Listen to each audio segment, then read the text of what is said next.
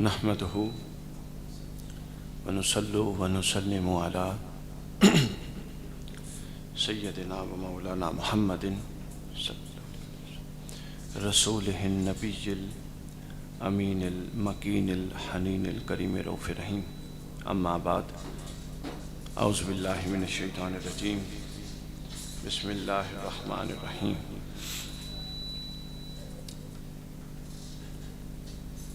آج ہم زیر سرپرستی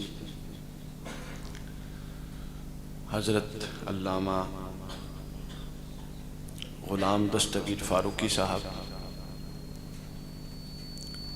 ختم نبوت، سالانہ ختم نبوت کورس جو ادارہ المنتہا پاکستان کے زیر اہتمام انعقاد پذیر ہے، اور یہ چھٹا سالانہ کورس ہے، اس میں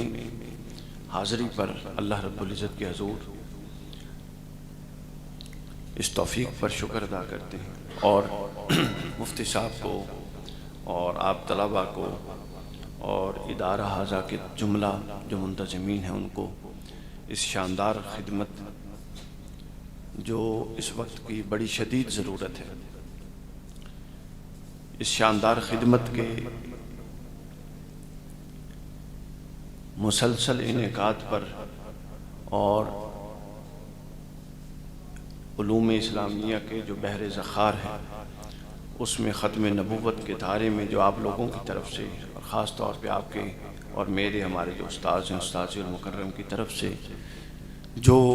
کنٹریبیوشنز جا رہی ہیں، ہم دعا کرتے ہیں کہ اللہ تعالیٰ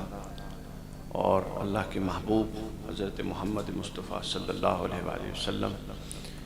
ان مساعی کو اور ان جہود کو شرف قبولیت عطا فرمائے، اور اس کے ذریعے یہاں سے نکلنے والا مجلہ، یہاں سے نکلنے والے طلباء، خود حضرت صاحب کی جو ذات ہے، یہ جو فتنہ قادیانیت ہے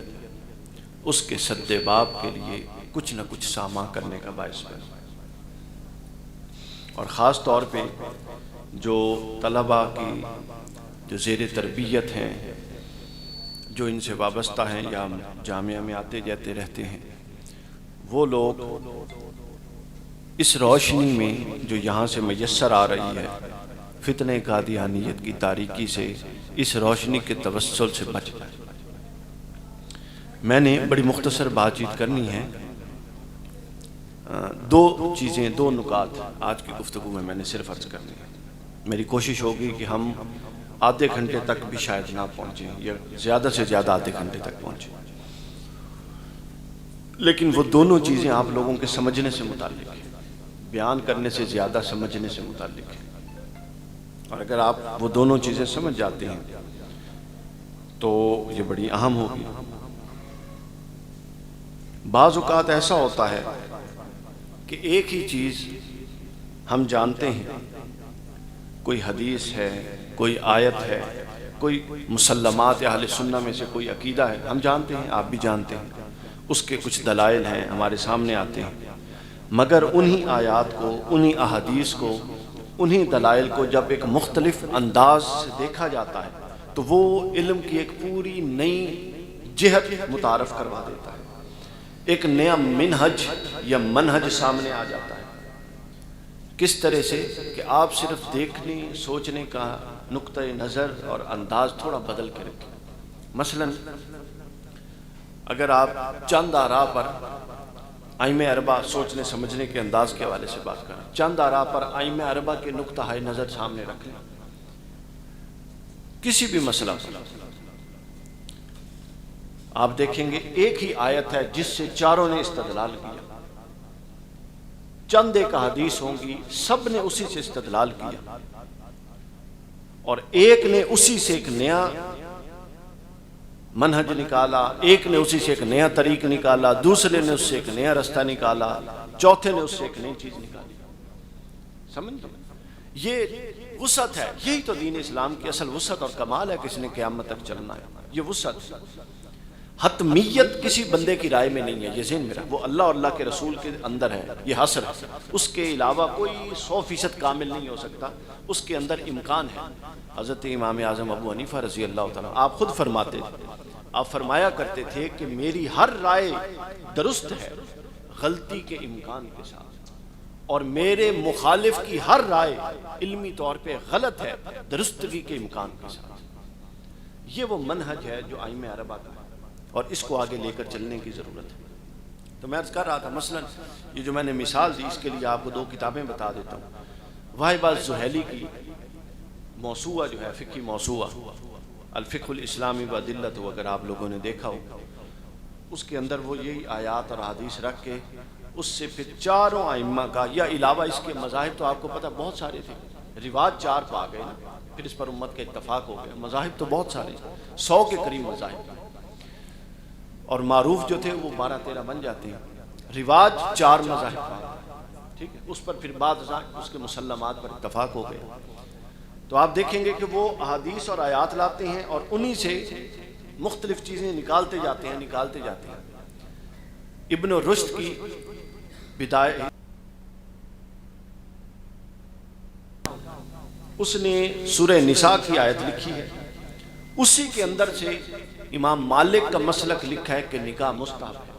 اسی کے اندر سے امام اعظم کے دونوں اقوال لکھے ہیں کہ مستحب کب ہے اور واجب کب ہے، اسی کے اندر سے امام شافعی کا مسلک اخذ کیا کہ سنت کیسے ہے،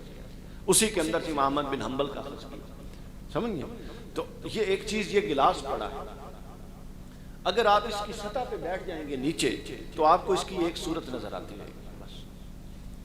ادھر والا کہے گا اس پر پرچی لگی ہوئی ہے، جو ادھر بیٹھا وہ کہے گا نہیں جی نہیں لگی ہوئی، جو اوپر کھڑا ہے وہ کہے گا جی یہ سب جھوٹ بول رہے ہیں، اس کے اندر تو چھوٹا سا پیندا بنا ہوا ہے۔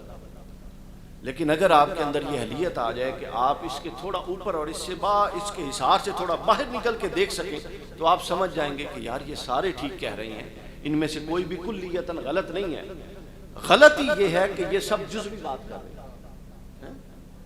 یہ سب ایک پہلو بیان کر رہے ہیں اور سب درست بات کر رہے ہیں۔ تو یہ وہ علمی منہج ہے جو اس دور میں طلباء کو، نوجوانوں کو اپنانے کی ضرورت ہے، اس سے قبولیت آئے گی معاشرے میں۔ اب ہم اپنے موضوع کی طرف آ جاتے ہیں۔ اب وہی باتیں ہیں جو آپ نے ساری سنی ہوئی ہیں اس پر، ختم نبوت کے موضوع پر، ٹھیک ہے، اور میں تو ایک طالب علم بھی نہیں ہوں، حضرت کے پاس ویسے اکتساب کے لیے آتا جاتا ہوں، تو آپ دیکھیں گے کہ انہی باتوں کے اندر سے ہم نئی چیز اخذ کر لیں۔ پہلے ایک نقطہ صرف یہ سمجھ لیں کہ اللہ تعالیٰ کا ایک قانون ہے، اس کی ایک سنت ہے، اس کا ایک طریق ہے، اور وہ طریقہ کار کیا ہے کہ وہ کوئی بھی چیز جب اس کو وجود عطا فرماتا ہے، سب سے پہلے کیا کرتا ہے وہ؟ بھائی آپ بولیں، سو رہے ہیں آپ لوگ؟ سب سے پہلے اللہ کسی چیز کو وجود عطا فرماتا ہے، پھر اللہ کی سنت ہے کہ وہ اس وجود کو درجہ بدرجہ کمال کی طرف لے جاتا ہے، پھر اللہ کی سنت ہے کہ وہ اس کو منتہائے کمال تک پہنچاتا ہے، آخر تک، پھر اللہ کی سنت ہے کہ اس کو روبہ زوال کر دیتا ہے، اور اللہ کی سنت ہے کہ اس کو پھر وہاں سے معدوم کر دیتا ہے جس سے وہ چلا جاتا ہے۔ یہ ایک پورا اتار اور پورا چڑھاؤ یہ اللہ کی سنت ہے، اور اللہ کی جو شان ربوبیت ہے سورہ فاتحہ میں ہم پڑھتے ہیں نا، الحمدللہ رب العالمین، عالمین کا رب ہے، تو رب کیا ہوتا ہے؟ رب ہوتا ہی درجہ بدرجہ پرورش کرنے والا ہے، یہ ایک قانون ہے جو پوری کائنات میں کار فرما ہے اللہ رب العزت، وہ رب ہے، اور یہ اتنا اہم قانون ہے کہ اس نے ابتدا میں قرآن میں اپنا تعارف کسی اور ہزاروں لاکھوں صفات ہونے سے متعلق نہیں کیا، بلکہ ربوبیت سے متعلق کیا۔ اس کے اندر ایک بڑا علمی نقطہ پوشیدہ ہے، جہاں اپنا تعلق علم کے حساب سے کیا، اقرا بسم ربک الذی خلق، وہاں شان خلاقیت کے ساتھ کیا۔ اس کے اندر بڑا نقطہ ہے، یعنی وہ جو مضمون شروع کرتا ہے قرآن کے اندر، قرآن کوئی آپ کی میری لکھی ہوئی کتاب نہیں ہے، یہ جو مضمون قرآن میں شروع ہوتا ہے اس میں جو صفات ربوبیت ہوتی ہیں وہ اس کا پورا منہج ڈیفائن کر دیتی ہیں کہ اللہ رب العزت سکھانا کیا چاہ رہا ہے۔ اقرا بسم ربک الذی، پڑھیے اپنے رب کے نام سے، خلق جو پیدا کرنے والا ہے۔ تو علم کے اندر جب تک جدت اور نیا پہلو نہیں ہوگا وہ علم نہیں ہو سکتا۔ ادھر سے فرمایا الحمدللہ رب العالمین، وہ سب تعریفیں اس کے لیے، کس کے لیے؟ جو پوری کائنات کو درجہ بدرجہ آگے لے کر چلنے والا ہے۔ اچھا اب اس کے مظاہر دیکھ لیں۔ آپ اب میرے سامنے سب لوگ بیٹھے ہیں، میں آپ کے سامنے، کیا ہم اسی صورت میں آئے ہیں؟ ہم کہاں آئے تھے؟ جب متولد ہوئے ماں کے پیٹ سے تو کتنے تھے؟ پھر درجہ بدرجہ درجہ بدرجہ ہم اونچے ہوتے جا رہے ہیں، ہم پروان چڑھتے جا رہے ہیں۔ تو اللہ چاہتا تو کیا اگلے ہی لمحے ہم بڑے نہیں ہو سکتے؟ لیکن اللہ نے یہ نہیں چاہا، چونکہ اللہ نے اپنا ایک قانون اور ایک فطرت اور ایک پورا کا پورا منہج ڈیفائن کر دیا کائنات کے، اب اس کے تحت کامیابی اور ناکامی اس کے اندر ڈال دیا، سمجھئے؟ اب اللہ نے کہہ دیا کہ اب بندہ درجہ بدرجہ پرورش کر کر کے بڑا ہوگا، پھر جب وہ نوجوان ہوتا ہے، کمال ملتا ہے اس کو، پھر اس کے بعد اس پر زوال کا پیریڈ، بڑھاپا، سب کچھ شروع ہو جاتا ہے۔ آپ درخت دیکھتے ہیں، پودے، بتائیں پہلے دن پودا لگاتے ہیں، کیا وہ پہلے دن درخت بن جاتا ہے؟ بھائی وہ دہائیاں لیتا ہے درخت بننے میں۔ جب وہ درخت بنتا ہے پھر اس کے بعد کئی سال اس کی جڑیں ایسی مضبوط اور تناور رہتی ہیں کہ کوئی اس کو ہلا جلا نہیں سکتا، پھر آخر ایک وقت آتا ہے کہ اس کی جڑیں بوسیدہ ہوتی ہیں اور وہ گر جاتا ہے۔ آپ کی سوچنے سمجھنے کی صلاحیت ہے نا، شعور ہے نا؟ کیا جتنا آج شعور پختہ تھا، آج سے 10 سال پہلے بھی اتنا پختہ تھا؟ بتائیں ایمانداری سے نہیں؟ تو یہ صرف مادی چیزوں میں نہیں ہے سنت الہی کار فرما، ہر شے میں سنت الہی کار فرما کہ ہم ہر اگلے لمحے اپنے تجربات سے شعوری طور پہ زیادہ آگاہ اور زیادہ میچور ہوتے جا رہے ہیں اور آگے چلتے جا رہے ہیں۔ گویا کہ وہ مادی اجسام ہو اور گویا کہ وہ غیر مادی اور غیر مرئی اجسام ہو، اللہ کا قانون اور فطرت اور منہج جو اللہ نے اس کائنات میں جاری اور ساری فرما دیا ہے وہ یہی ہے کہ وہ رب ہے اور درجہ بدرجہ چیزوں کو پروان چڑھا۔ یہ مقدمہ اور یہ نکتہ جب اصولی طور پہ آپ سمجھ گئے، اب آ جائیے اس پر کہ یہی منہج کچھ تبدیلی کے ساتھ کار نبوت میں بھی کار فرما تھا، سمجھ گئے؟ اس کی تفصیلات تھیں تو میں نے عرض کیا حضرت صاحب کے قدم بوسی کے ساتھ کہ میں نے چونکہ نکلنا ہے تو صرف یہ 2 نکتے عرض کرنے ہیں، لیکن اگر آپ ان 2 نکتوں کو سمجھ جائیں تو یہ بڑے اہم ہیں، ہمیشہ کے لیے کام آئے۔ تو یہی اللہ کا منہج اس کے اندر بھی ہے، کار نبوت کے اندر، لیکن کلی طور پہ کار فرمانے کیا وہ مالک ہے۔ قرآن میں سینکڑوں اس فطری قانون سے استثناءات موجود ہیں، وہ جہاں چاہتا ہے اپنی منشا کے مطابق ایک استثناء پیدا فرما دیتا ہے، چونکہ وہ تو کسی کو جواب دے نہیں ہے نا، مالک ہے، مختار ہے، ہر شے اس کے تصرف اور قبضہ قدرت میں۔ تو کیا ہوا کہ نبوت بھی اسی طرح چلی کہ نبوت حضرت سیدنا آدم علیہ السلام کو اللہ نے نبی بنایا، نبوت چلتی رہی، پھر شان ربوبیت کا کار نبوت میں بھی اثر انداز ہوئی اور شان ربوبیت کا فیض کار نبوت کو بھی میسر آیا، اور نبوت چلتے نفوس قدسیہ سے آگے بڑھتی گئی اور نفوس اعلیٰ میں منتقل ہوتی گئی، اور نبوت جب اپنے کمال پہ پہنچی تو نبوت درجے رسالت میں منتقل ہوئی۔ پھر رسول تھے 313 314 312 310 مختلف روایتیں ہیں سیرت کی کتابوں میں، آپ جانتے ہیں۔ پھر رسول چلتے رہے اور قرآن نے خود کہہ دیا کہ نفس نبوت اور نفس رسالت میں تو سب برابر ہیں، نبی ہونے میں کوئی کم تر معاذ اللہ نہیں ہو سکتا۔ تحقیر یعنی کسی نبی کی کوئی کسی شان کے حوالے سے اس کا کوئی نقص بیان کرنا یہ کفر ہے اہل سنت کے نزدیک، تو کوئی کم تر نہیں ہو سکتا، ہاں لیکن سب جب افضل ہیں تو ان میں اعلیٰ تر ہو سکتا ہے، اور یہ کلیہ خود قرآن نے دیا، فضلنا بعضهم علی بعض، 3 پارے کی پہلی آیت کہ بعضوں کو بعضوں پر افضلیت دی، فضیلت دی۔ تو پھر کار نبوت چلتے جب اپنے منتہائے کمال پر پہنچا تو وہ رسالت میں منتقل ہو گیا، اور پھر کائنات میں وہ جو اللہ کی عنایت تھی جو نبوت کے صورت میں آئی تھی رسالت کی شکل میں متشکل ہو گئی۔ پھر رسول آتے رہے، صاحب شریعت، صاحب کتاب، انبیاء آتے رہے۔ پھر نبوت رسالت کے اندر درجات تھے، کسی کو کچھ عطا ہوا، کسی کو معجزات عطا ہوئے، بڑے اولو الشان، اولو العزم اور اپنا اعلیٰ مرتبت والے، علو مرتبت والے انبیاء آئے، مقدس شخصیات آئیں، چلتی رہیں۔ تو نبوت جس طرح چلتے چلتے چلتے اپنے منتہے کمال پہ پہنچ کے رسالت کے دائرے میں داخل ہو گئی تھی، اسی طرح رسالت میں بھی پھر شان ربوبیت کا وہ ارتقاء، وہ شان ربوبیت و الوہیت کا وہ فیض برابر میسر رہا، اور رسالت بھی جب اپنے منتہے کمال پر اور عروج پر پہنچی تو پھر وہ منتقل ہو گئی اولو العزم رسولوں کے درجے میں۔ وہ 5 تھے، وہ اولو العزم رسولوں کے درجے، وہ 5 تھے، حضرت سیدنا ابراہیم علیہ نوح علیہ السلام، سیدنا ابراہیم علیہ السلام، حضرت عیسیٰ علیہ السلام، موسیٰ علیہ السلام اور حضور نبی اکرم صلی اللہ علیہ وسلم۔ پھر یہ اس سے اونچا درجہ تھا، پھر یہ جو فیض ربوبیت تھا یہ اب بھی نہیں رکا،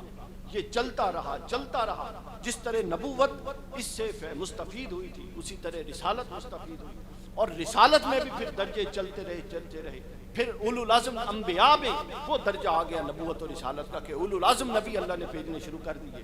پھر ان اولو العزم نبیوں میں بھی اللہ کا فیض ربوبیت اور فیض الوہیت چلتا رہا چلتا رہا چلتا رہا، اور وہ مقام آیا جہاں پر جہاں پر اولو العزم بھی رک گئے، پہلے نبی رکے تھے اور رسول بن گئے، پھر رسالت کی انتہا تھی اور اولو العزم میں داخل ہو گئے، پھر اولو العزم میں رک گئے، اور اب ایک ایسا منتہا کمال میسر آیا اور منشا الہی میں تھا اور اللہ نے اس کائنات کو میسر کرنا تھا۔ اب چونکہ اولو العزم پیغمبر سے اوپر کوئی اور پوری کی پوری جماعت کار فرما کر کے وہاں پر بٹھانا اور اس کو اس منصب دینا یہ اللہ کی منشا نہیں تھی، چونکہ منشا الہی میں نبوت کے بعد رسالت اور رسالت کے بعد اولو العزم رسول یہ آخری درجہ تھا، مگر جو شان ربوبیت کا فیض کسی ایک خاص کو میسر آنا تھا اور کسی ایک خاص کو ممتاز کرنا تھا اور کسی ایک خاص کو شان افضلیت کلیہ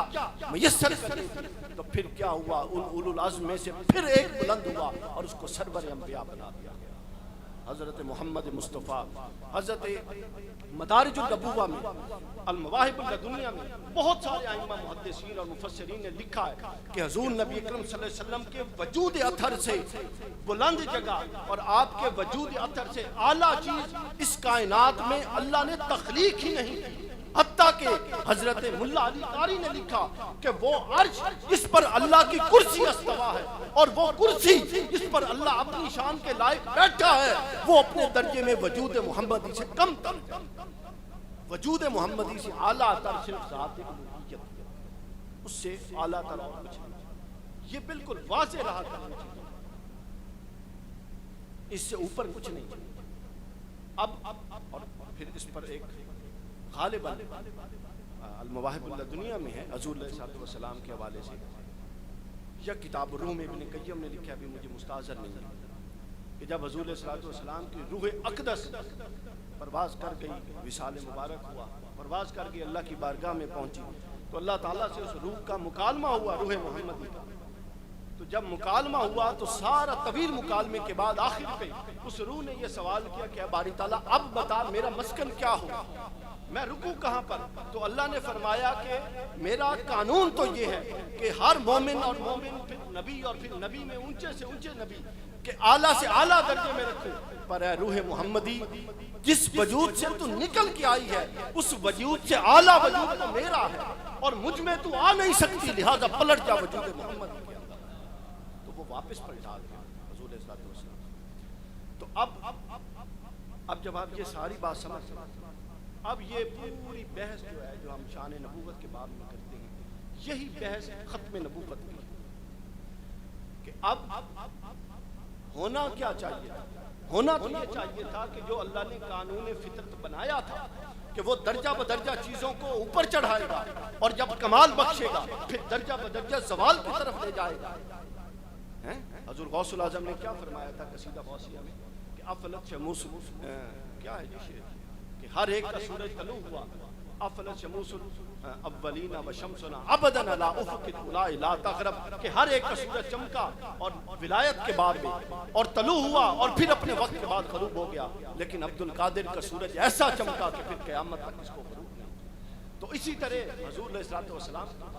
کہ حضور علیہ السلام کے حوالے سے اللہ نے اپنا وہ قانون بدل دیا کہ جب عروج پہ لے جاتا تھا اس کے بعد انبیاء کرام تشریف لے جاتے تھے، اگلا نبی آتا، اگلے نبی کا دور آتا۔ یہ گویا کہ معنوی طور پہ میں سمجھا رہا ہوں یعنی وہ عروج کے خاتمے کی طرف ایک اشارہ تھا کہ اب دوسرا سردار آ رہا ہے، اب اس کی حکومت چلے گی۔ لیکن جب چلتے چلتے حضور علیہ السلام کی بات آئی اور مرتبہ نبوت و رسالت کے کمال کی بات آئی تو اللہ نے اپنا وہ قانون بدل دیا، بجائے اس کے کہ اس کو پھر روبہ زوال کرتا اور اس کی جگہ نیا لاتا۔ اللہ نے فرمایا کہ اب اس کے اوپر لے جانا نہ میری منشا ہے نہ میری ضرورت ہے، جس انسان کو میں نے ہدایت دینی ہے نہ اس کی ضرورت ہے۔ لہٰذا اب دو رستے تھے، ایک رستہ یہ تھا کہ یا اس کو نیا نبی بھیج دیا جائے یا اس نبوت کو زوال دیا جائے۔ یہ دونوں ختم کر کے اللہ نے ایک تیسرا رستہ اپنایا کہ اپنے نبی کے سر پہ ختمیت کا تاج رکھا،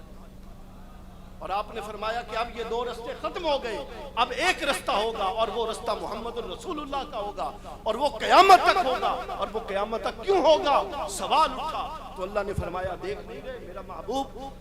مقام محمود پر بیٹھا ہی نہیں بلکہ تاج خاتمیت سر پہ سجا کے بیٹھا،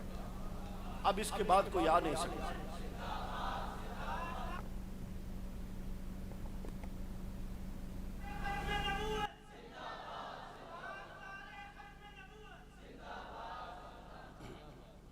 اب اس کے بعد کوئی آ ہی نہیں سکتا۔ تو شان ہے، اب دیکھیے کہ پورا اصول بھی کار نبوت میں اللہ نے اپنا کار فرما رکھا، اور پھر جہاں پر اپنے محبوب کی بات آئی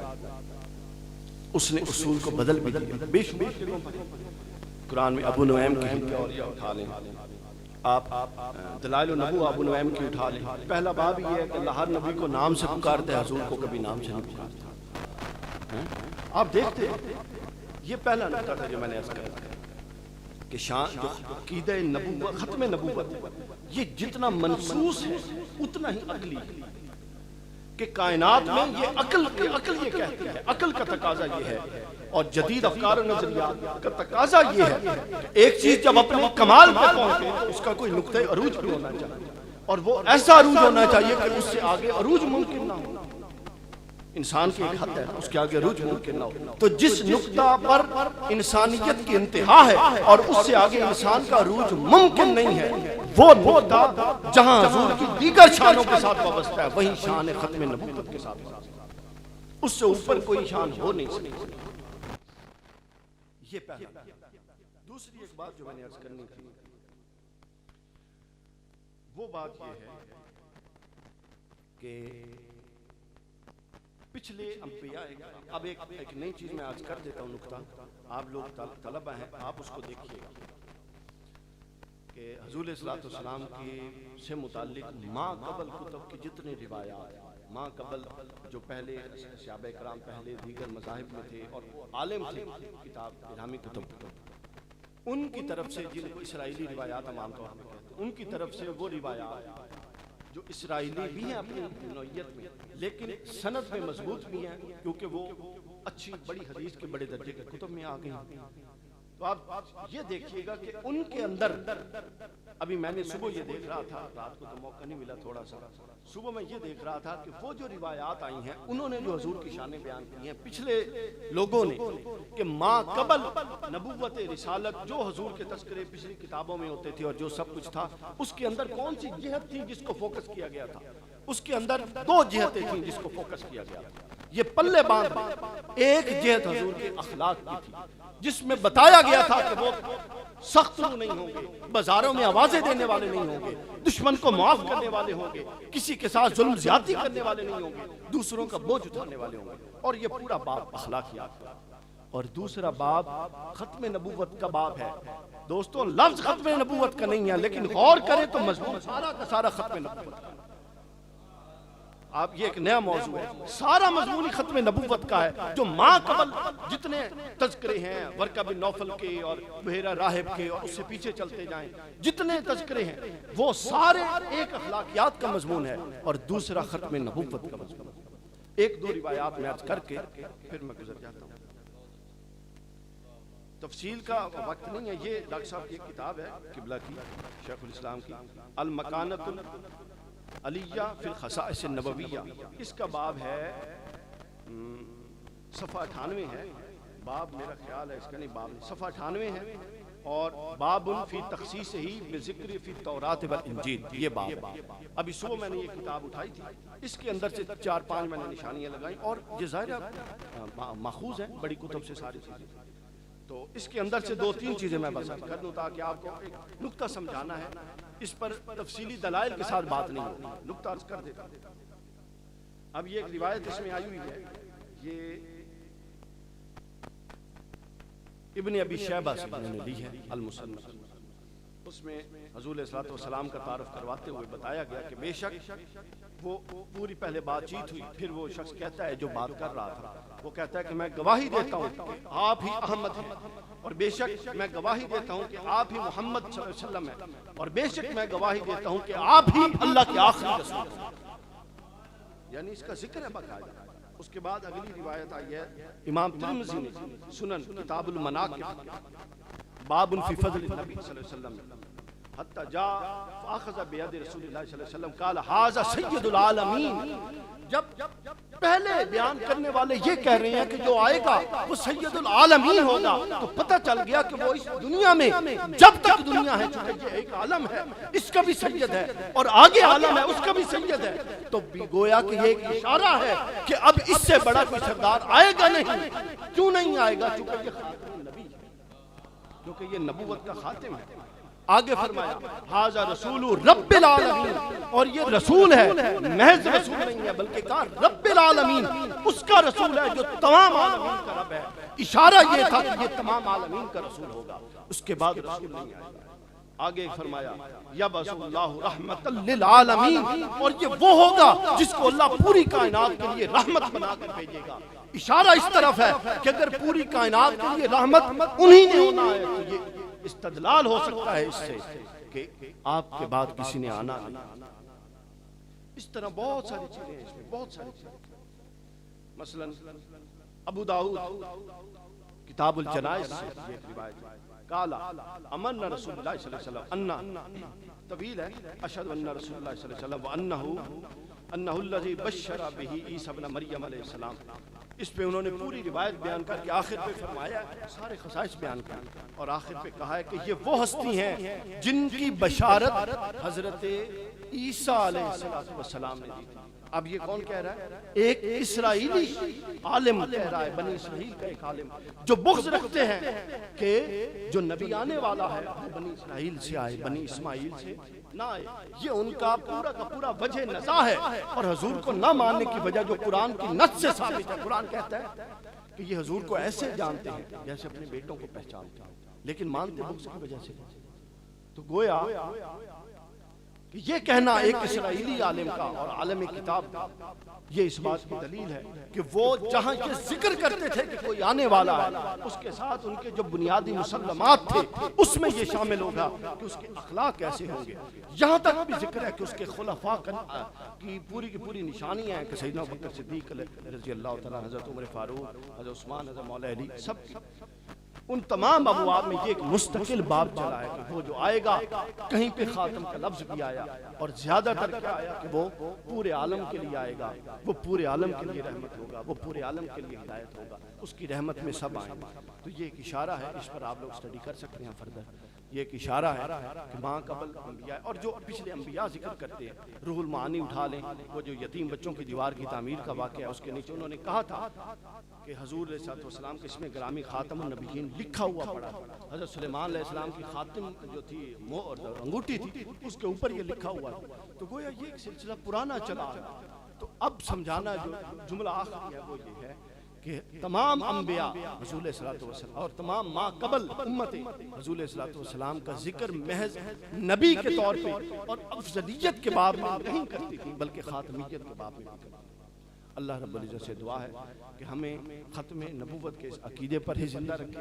اور اسی پر ہمارا اختتام ہو، اور ہم دنیا و آخرت میں حضور علیہ الصلوۃ والسلام کی توجہات ہوں۔ وما علینا الا البلاغ المبین۔ آپ سب لوگوں کا بہت شکریہ۔ السلام۔